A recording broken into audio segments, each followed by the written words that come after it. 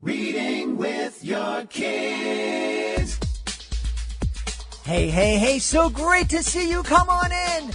Hi, my name is Jedley, and this is the Reading with Your Kids podcast, coming to you from the beautiful neighborhood of Reedville in the southwest corner of Boston, Massachusetts.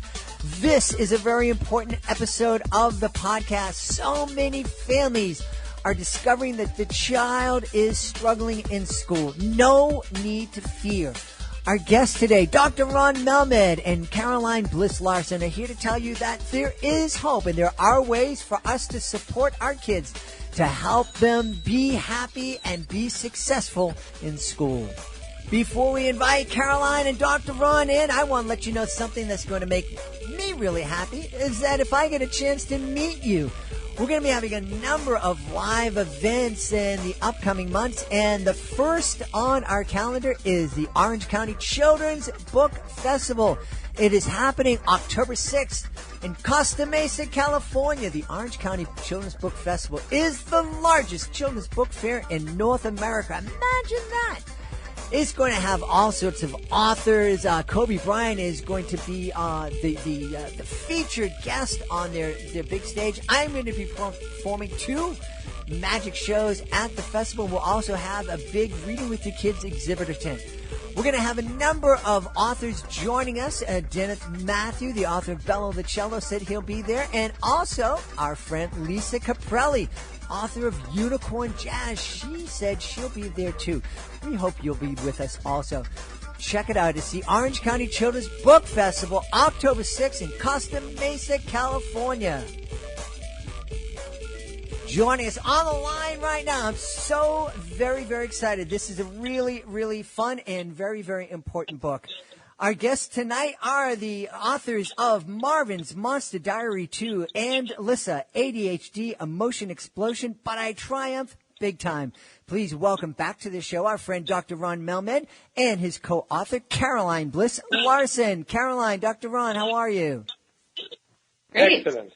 Thank you. We had a little bit of technical issues at the start, but we're connected and things are running well. And I don't know, Dr. Raun, is it fair to say that some of the trouble that we had connecting is kind of similar to some of the trouble kids with neurodiversity have connecting with their peers and succeeding in classrooms? I think that's an incredibly good analogy. I mean, I think as adults we are humbled with technology, whereas kids seem to just sail through and understand everything intuitively. And adults, on the other hand, can see solutions to problems, but they get so frustrated because kids in the classroom just don't want to hear what they have to say. And yeah, teacher, and yeah, mom, and they simply ignore them. Mm-hmm. So I guess it's youth is wasted on the young. What can I say? Well, this is the whole issue of ADHD. It's very, very important. This is the beginning of the school year. And I'm imagining that a lot of parents who, they started the school year thinking, my kid is awesome. My kid is so smart. My daughter is reading. My son is reading. I have so much fun with them. And they go to school, and now they've been in school a couple weeks, and they're getting notes home like, your child's failing. Your child's not attention. Your child is disruptive, and you need to see a doctor. I think your kid has ADHD, and I imagine at this time of year you have a lot of families coming to you, Dr. Raun, who are experiencing this and not knowing what to do. Absolutely. Well, usually those kinds of problems come back to me after the first marking period at the end of September, the beginning of October, when the cruel reality of how the child's actually doing in the classroom becomes real, and the reports go home, and the parents look aghast at this and say, what's going on? At this time, however, just before and then while school actually starts, some of the biggest concerns for parents are, how's my child going to handle it? Will they know where to go? Will they know what to do? Will they have any friends? Will they be worried about their reputation and all the negativity they had last year at school?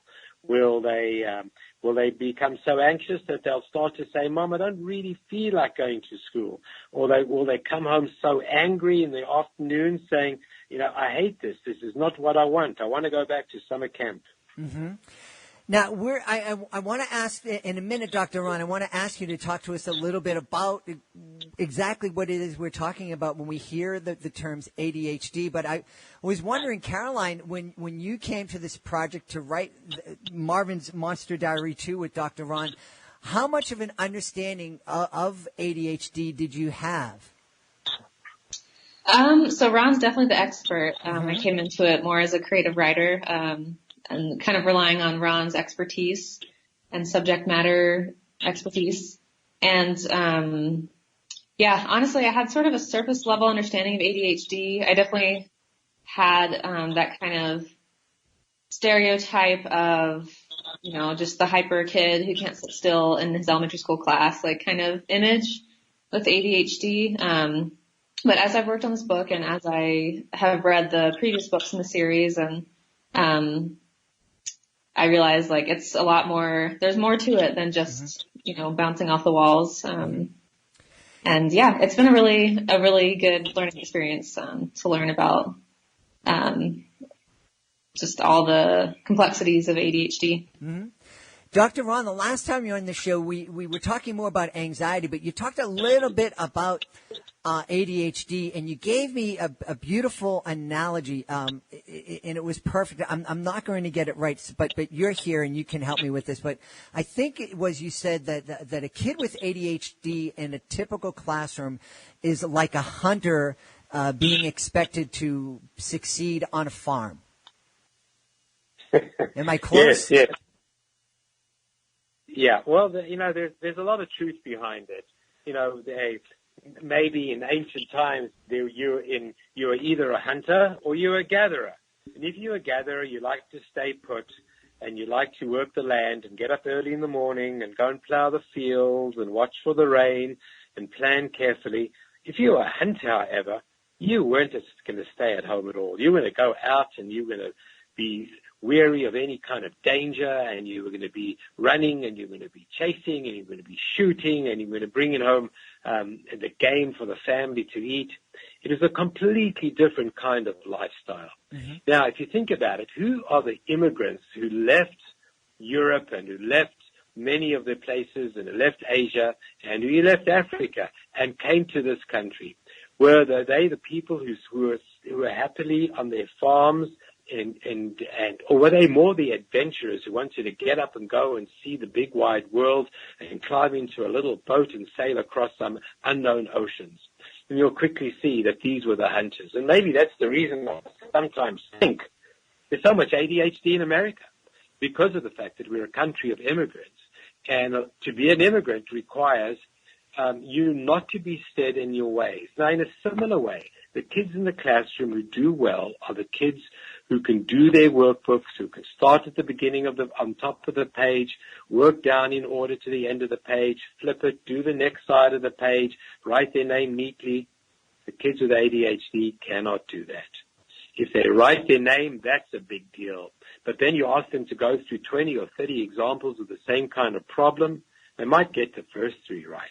But after that, their work is scattered. They give up easily. They'll start to scrunch their papers up. They'll hand it in without finishing things. And the result will be, even if they're very bright, they'll be failure. Mm-hmm. They'll be failing in the class, in the class. And that's what's going to come back to me in about a month's time, when the untreated children will come back and say, the mother saying, he seems so bright. He's got such a good memory. He's got such an incredible vocabulary. She's right about all those things. But what he doesn't have is the capacity for task completion, to take a seemingly boring task, start it and finish it and hand it into the teacher the way all the good little gatherers are doing all around. Now, do we understand what's going on inside the brain and why certain kids? Is it just evolution? Just this is the makeup of some kids, or is there? We have a real understanding of what's going on in these kids' brains. No, there's a lot of evidence to show that there are neurological differences between kids with ADHD and typically developing kids. Most of the research is focused around the function of the frontal lobe of the brain. The frontal lobe are sometimes called the seat of executive function, the part of the brain that orchestrates the rest of the brain and makes sure that all the parts are working in unison as if they're a conductor and getting everybody to be on the same situation. So examples of some of those executive functions are internalization of speech. Let's talk about that for a second. Internalization of speech is the constant conversation we all have inside our brains about what's going on. So the listeners, your listeners, or you, or me, even while I'm talking, I'm thinking, does this make sense? Is this something useful? Is this something that I've never heard about? Is this something I can use tomorrow with my kid? You have that kind of conversation going on inside your brain.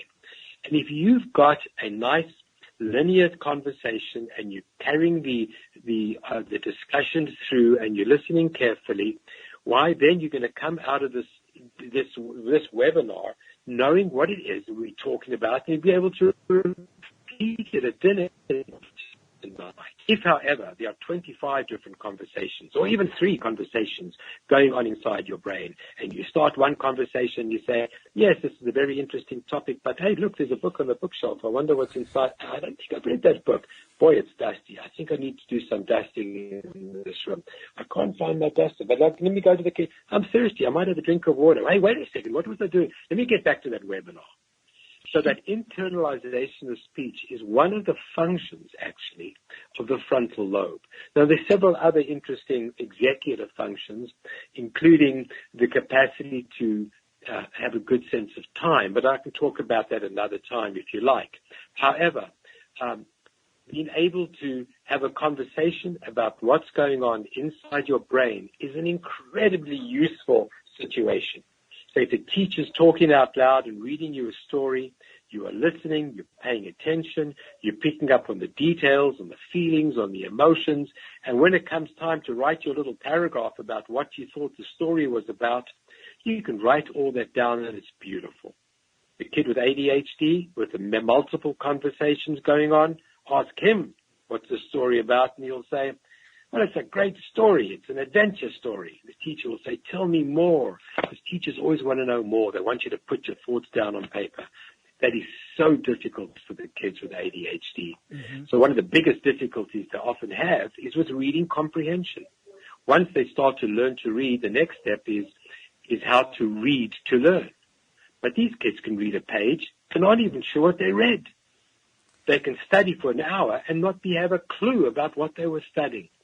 That's one of the problems of executive function. That's one of the functions that exists in the frontal part of the brain. It's interesting that when we take medication, if we were to take medication to address these issues, it's that same front part of the brain that lights up on different types of neurological studies. Now, we don't know for sure. We don't know absolutely for sure that that's where the seat of the ADHD problem is, but there's a lot of evidence pointing in that direction. Caroline, you were listening with me, and Dr. Raun, it's fascinating. It was kind of scary because when you were talking about the conversations, all the multiple conversations going on inside the ADHD kid's head, I felt like you were talking about me. But you know, we have all this information. It's really, really important. And now for you as a creative writer, what was it like for you kind of putting that information together that makes it accessible for kids to understand and to learn from? I tried to just imagine, these characters as just real, maybe kids that I knew in grade school, and maybe just kind of work in some of these challenges. And it helps a little bit that there is already a couple books that Marvin is in. So I kind of had a feel for how he was as a character, made my job a little bit easier in that sense. So it kind of just, focused a little bit more on like plot events to try to put these characters in circumstances where maybe they're tested by these challenges that they have related to ADHD or to anger. And yeah. Yeah, I guess it's not surprising that a kid with ADHD who's experiencing this frustration and confusion, it's not surprising that a lot of them also experience incredible emotional outbursts and a lot of anger. Am I right in thinking that goes hand in hand with ADHD, Dr. Raun? Yes. One of the biggest co-occurring, we call the problems that are associated with ADHD, co-occurring problems, is oppositional defiance. So many of these kids appear to be oppositional defiant. Sometimes we can label them negatively as saying bad, like sociopathic. Or one of the essential parts of the book of ADHD, and especially with anger or the emotional explosion that some of the kids have, and Marvin's friend has, Alyssa, has the big problem with her, with the anger management, is that kids need a vocabulary. They need to understand not the negative stuff that they might have heard in the past. It's not that they're lazy or crazy or stupid or bad or evil or liars or words like that, which I really, find, terrible that kids having to use that. But if we have to give them an idea to stop and think, look at themselves, identify a challenge, that's the beautiful thing about ADHD, is suddenly we can instead of just labeling a child as with something negative, look under the hood, try and see what's different about them. Instead of just saying this is an angry, bad kid, and that day we just got to punish her, and we've just got to smack it out of her, because otherwise she's going to be a complete failure in life. Guaranteed if we do that, she will be. But if we stop and we give her a label, we'll give her an understanding of what's going on in your life, help her to problem solve and identify issues, and then most important, help her to put tools into place which can actually solve the problems and make her feel powerful, make her feel like, hey, I can handle this. Even though I realize and recognize I have these problems, I'm able to do that. That's the beauty of books, that the children don't have to feel it's them themselves that have the problem. They see even these cool monsters have these kinds of problems. So I don't have to feel badly about being the only kid in the world with these issues. I can sort of portray it outside of myself. I can see how they're doing it. I can borrow from their success. I can utilize these tools. I'm going to feel a whole lot better about myself, and I'm going to solve the problems. Yeah, we've often talked about the power of books and the fact that sitting down and talking about an issue through a story about another character is a much safer way and for kids and parents to start talking about these things that may be affecting themselves. What are some of the techniques and some of the skills that kids and families that are reading Marvin Monster Diary 2 going to learn in terms of how they can deal with ADHD? Well, let's talk specifically about the ADHD when there's an associated anger. Caroline, do you want to tell about the feelings pherometer? Sure. So the pherometer, it's a play on thermometer, ear-ometer. That came into play in Harriet's Monster Diary, and this character Harriet, used it to kind of gauge her level of anxiety and sort of guide her how to handle it, I guess. Mm-hmm. And so Harriet comes back into play in this book and sort of teaches Lissa how to use a pherometer, but applying it to her situation, dealing with anger. And so it's been a very versatile tool. So basically, it's a thermometer cut into like 4 sections, mm-hmm. Ranging from like how nervous you feel. And so it starts down at like, I feel not nervous at all. And then it kind of incrementally gets worse until at the top, like I'm very, very nervous. And then on the other side of the thermometer, like on the piece of paper that you make it on, we have like tools like how to handle the feelings that you are dealing with, whether it's taking a shower or taking some breaths, or talking to a trusted adult. Yeah. And that, about that, sorry. No, but I think it's, I love that image of the fearometer because it's a fun word and it's a visual thing. It's something kids can look at and they can touch and they can relate to.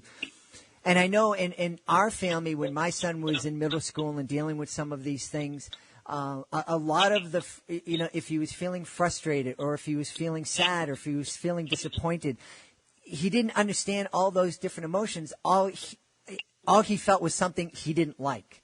And it all came out as anger. And one of the really, really helpful things was for him and I just to sit down and talk about, are you feeling angry right now? Are you feeling sad? And helping him to identify what it was he was feeling. And so I love the idea of sitting down and having a tool that a child can use to say, oh, I feel a little bit nervous. I feel way nervous. And what can I do?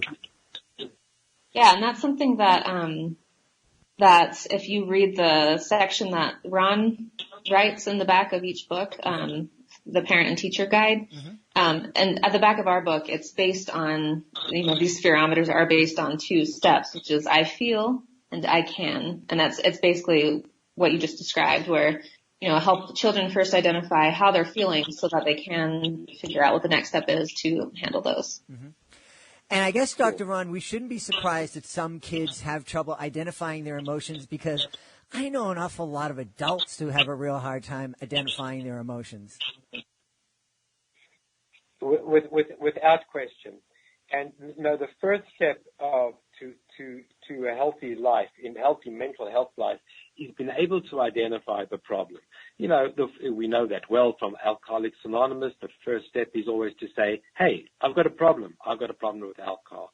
And the same is true, obviously not with alcohol, but with anger in children. Children have to figure out what's going on, and the parents have to figure out what's going on for them. We believe that every behavior has got a communicative intent. So when you see your child misbehaving, say having angry outbursts, they are trying to communicate something with us. And it's not always very easy. One of the biggest reasons that they might have anger is because they're anxious. They're just worried about something and things aren't going their way. But they can also be angry because they've been bullied or teased at school, or because you're asking them to do something which they don't like to do, or they feel that it's dangerous, or they feel that they have a poor self-esteem, or they're sad, or there's stresses at home between parents, or maybe there's a new baby being born, or they're overloaded with sensations and they just feel that they've got to go to a different kind of place. All of this can present as anger.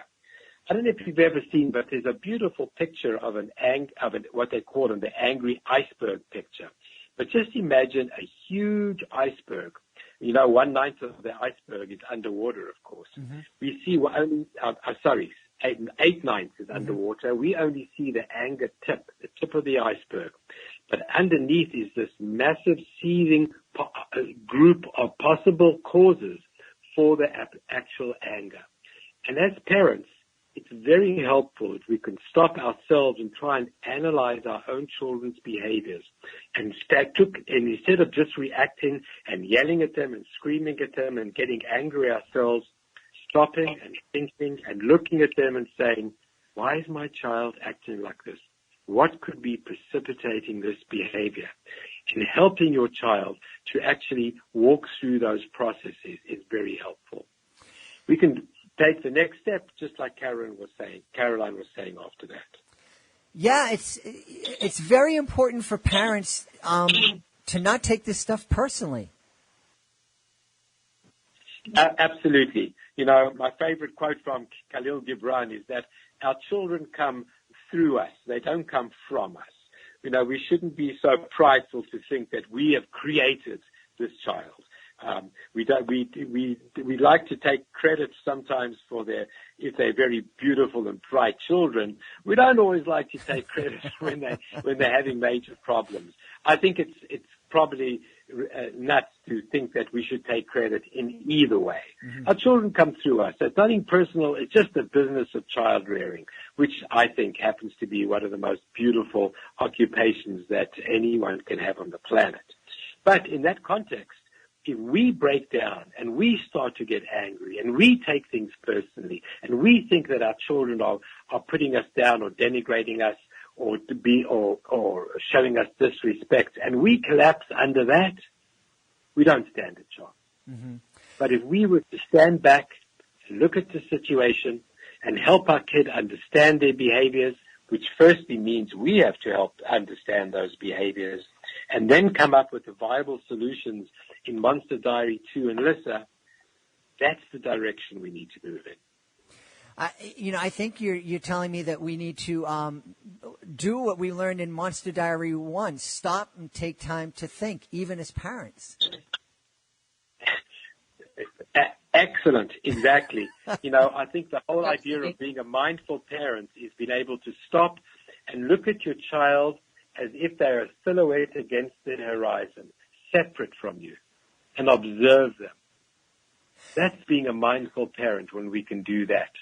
A lot of these solutions will come naturally once we do that instead of becoming embroiled in the problem ourselves. Mm-hmm. Just today I had to give a mother permission to say, let it be, stop, fighting with your child. You're having such an unsatisfactory relationship. There's just like no joy. She says, absolutely, there's no joy. I'm just on her case constantly. Oh, what a beautiful teaching moment was when she finally, accepted, together with her husband, who was certainly part of the issue as well, to take a step back, look at themselves, and act like adults, instead of embroiling themselves in the fray with a little 4.5-year-old child. Stand up above and say, don't worry, kids, I've got this. I know a lot more than I think I do. I know a lot more than you think I do. And I'm going to figure this out, and I'm going to be a resource to you and be part of the solution instead of keeping on being part of the problem. Amen. Caroline, I'm wondering what it was like for you as an author to come into this and to spend so much time learning from Dr. Raun and then taking that information and that knowledge and that to create Monster Diaries 2.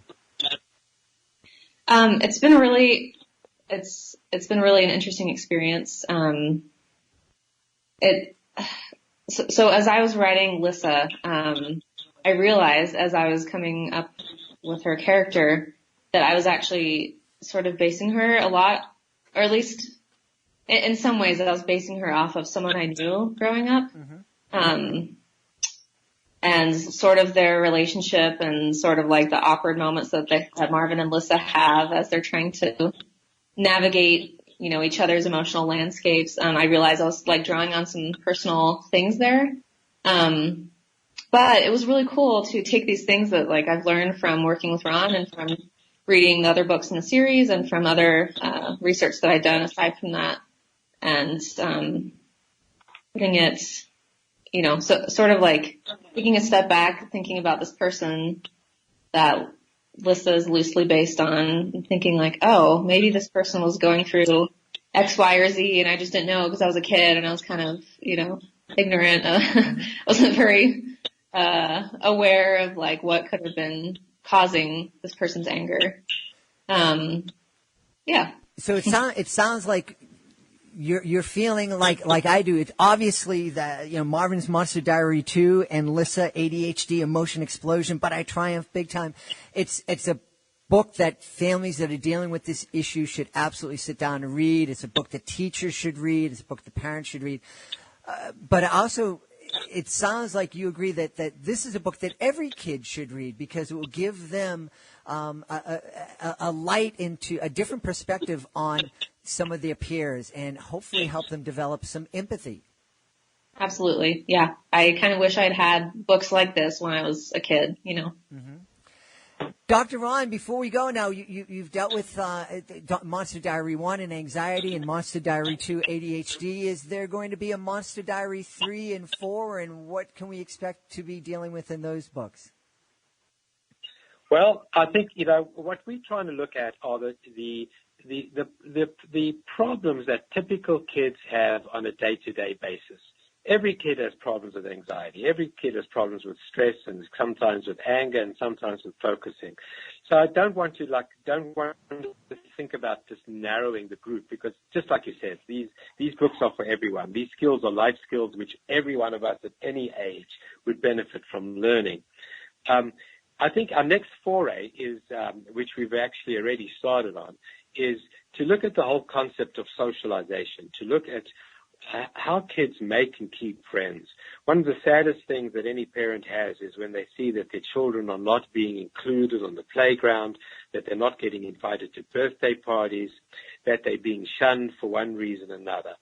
We want to try and own that problem and figure out, okay, what can we do about it? How do we get children to understand what role they might be playing in causing these issues, how to identify the problems, and then how to come up with actual solutions so that they can become a better friend, and they can have a better reputation on the school grounds, and they can feel good.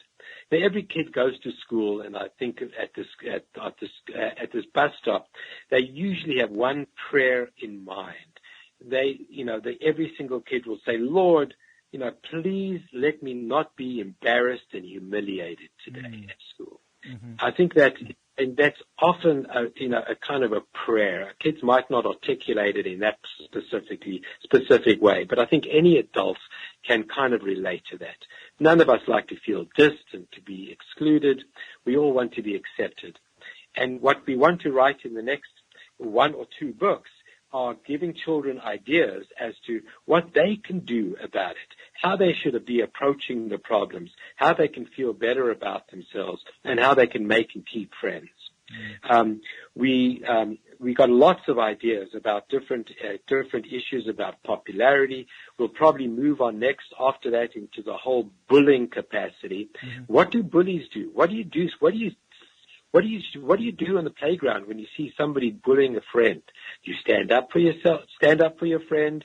Do you get involved? Do you walk away? Do you join in and bully your friend as well because it feels good for a moment or two until you realize how sad you feel about it afterwards? So our next book, the book after the first one, which will be How to Make Friends, will be how to deal with bullies on the playground. And we've got plenty more ideas to do for the future, because as I've told you, this is the kind of work that I do, mm-hmm. and I think that any parent knows that all their kids have one problem or another very similar to this. Absolutely. All the things that you articulated today are issues that either my kids dealt with on some level or their friends dealt with on some level. And I really love that we have Marvin's Monster Diaries, because it sheds some light on some great strategies that we can use with our kids before we do medications and before we do punishments and all these other kind of things. And it also, like I said, and very, very importantly, it helps kids develop empathy for their classmates and for their peers. And I think that empathy can go a long way to helping the kid who's experiencing anxiety and stress and feeling excluded. So I'm really excited that we're having you on the show to talk about Marvin's Monster Diaries. I think it's real important, and I'm very, very happy that this is happening. Dr. Raun, before we go, where can folks find out more about the work that you're doing with families? Well, I'm a developmental pediatrician, so I do work as a developmental pediatrician, and certainly you can look in your find a developmental pediatrician in your wherever you are. I'm at the Melmed Center at melmedcenter.com here in the Great Southwest in Phoenix, Arizona. I also work at the autismcenter.org, which is the Southwest Autism Research Center in Phoenix. But I think that I'm a strong believer in bibliotherapy, in using books for therapy, for actual treatment, because I think, finding counseling, a counselor or going to a developmental pediatrician, first of all, the wait lists are long and it's expensive and it takes a long time to get there. So it's not a terribly convenient way of of getting good information. That's basically the reason for writing the book, so that will become available to a much wider audience than just those I can see on a day-to-day basis here in Arizona. But if anyone is around Phoenix, pop in, please. And I love that idea of bibliotherapy too, because it gives families an opportunity to come together as a team and to support each other and deal with these issues together. I love it. Yeah. Caroline Bliss Larson, where can we find out more about the works that you are creating? You can go to carolineblisslarson.com. It's kind of a combo portfolio site because I'm also an editor, plus, information about my books. And there's a blog where I'll be just posting occasional updates about what's going on with the Marvin books, any other projects I might be working on. Excellent. So, yeah. Well, we've been talking to the authors of Marvin's Monster Diary 2 and Lissa, ADHD, Emotion Explosion, but I triumph big time. Caroline Bliss Larson and Dr. Raun Melmed. Caroline, Dr. Raun, thank you so much for being part of our show. Thank you for having me. That's a pleasure. Thank you. Please be sure to join us for the next edition of the Reading with Your Kids podcast. We'll have two wonderful authors on the show, Pam Fries and Don Herbert. Don't miss this next episode of the Reading with Your Kids podcast.